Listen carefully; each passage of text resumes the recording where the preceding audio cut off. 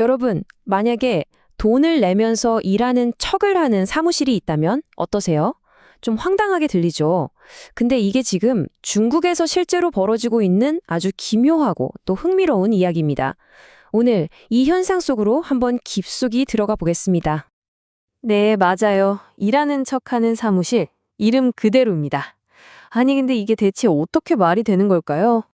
이게 바로 작년 2024년 12월부터 시작된 아주 새로운 트렌드라고 해요. 실직한 사람들이 하루에 30에서 50위안, 그러니까 우리 돈으로 하면 한 6천 원에서 10,000원 정도 그 돈을 내고 책상 하나를 빌리는 겁니다.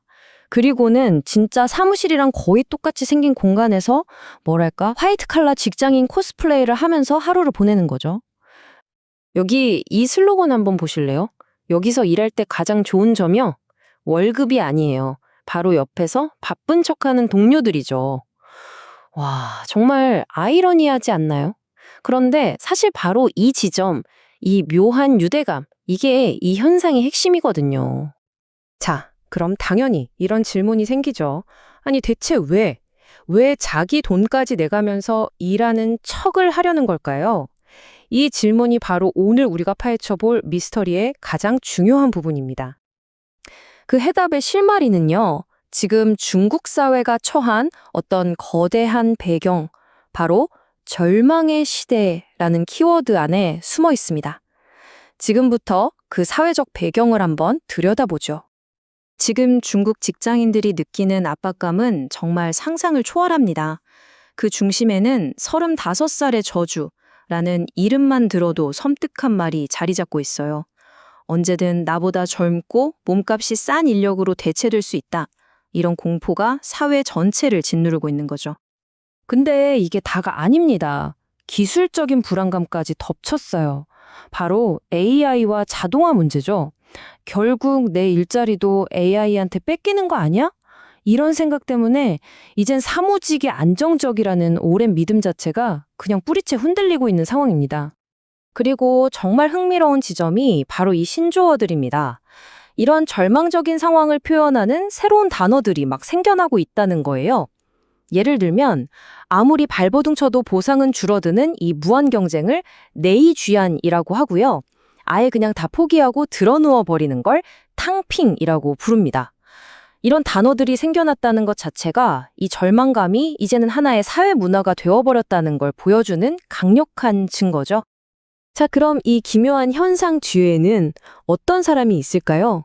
지금부터는 이 일하는 척하는 사무실을 실제로 만든 창업자, 그 사람의 이야기를 한번 따라다 보겠습니다.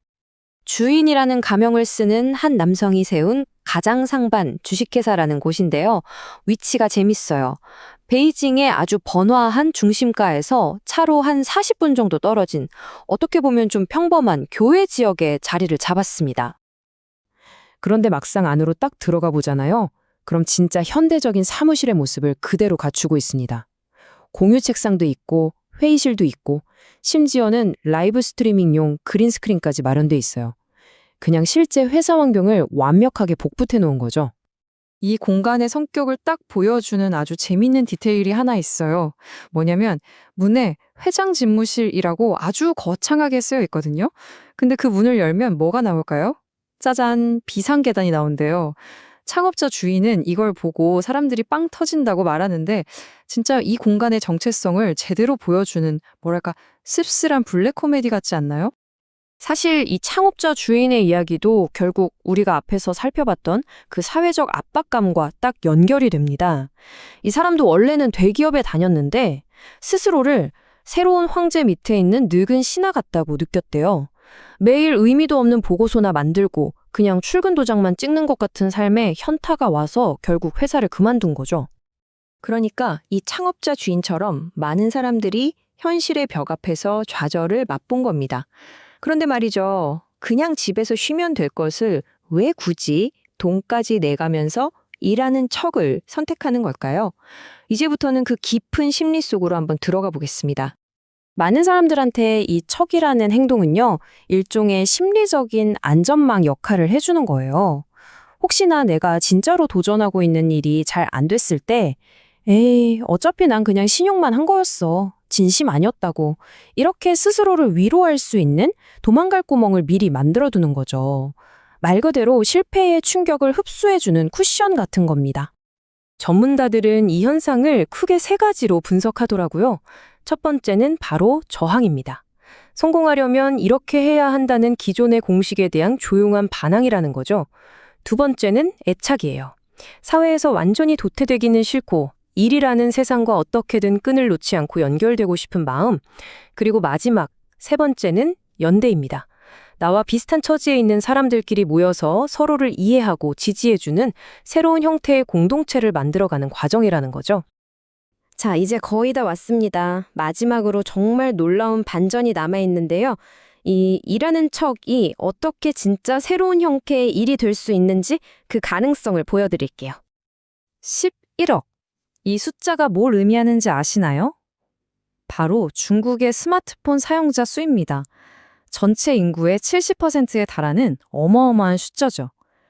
그리고 이 거대한 디지털 세상이 바로 이 모든 반전이 펼쳐지는 무대가 됩니다. 중국의 이 거대한 디지털 생태계 안에서는요, 정말이지 거의 모든 게 돈이 될 수 있습니다. 뭘 통해서? 바로 라이브 스트리밍을 통해서죠. 이게 핵심이에요. 이제는 그냥 방송하는 사람이 시청자들한테 가상 선물을 받으면서 진짜 돈을 버는 시대가 된 거잖아요. 바로 이 지점에서 창업자 주인의 진짜 비전이 드러납니다. 이 디지털 경제를 재래로 한번 활용해 보겠다는 거죠. 그는 이렇게 말해요. 혹시 먹는 거 좋아하세요? 그럼 당신이 맛있게 점심 먹는 모습을 찍어서 방송합시다. 아니면 그냥 드러눕고 싶다고요? 좋습니다. 당신이 누워있는 모습을 라이브로 내보내는 거죠. 그러니까 그의 최종 목표는 여기 온 모든 사람에게 각자 돈을 벌 수 있는 역할을 찾아주는 거예요. 그 사람의 관심사가 뭐든 그걸 라이브 스트리밍으로 소득과 연결시켜 주겠다는 겁니다. 결국 이렇게 하는 척으로 돈을 벌기 시작하면 그건 더 이상 척이 아니게 되죠. 그 자체가 진짜 현실이 되는 겁니다. 어쩌면 우리는 지금 일이라는 것의 정의가 그리고 나아가 우리 자신의 정체성마저 완전히 새롭게 쓰이는 그 역사적인 순간을 목격하고 있는 건지도 모르겠습니다. 여러분은 이 현상을 보면서 어떤 생각이 드시나요?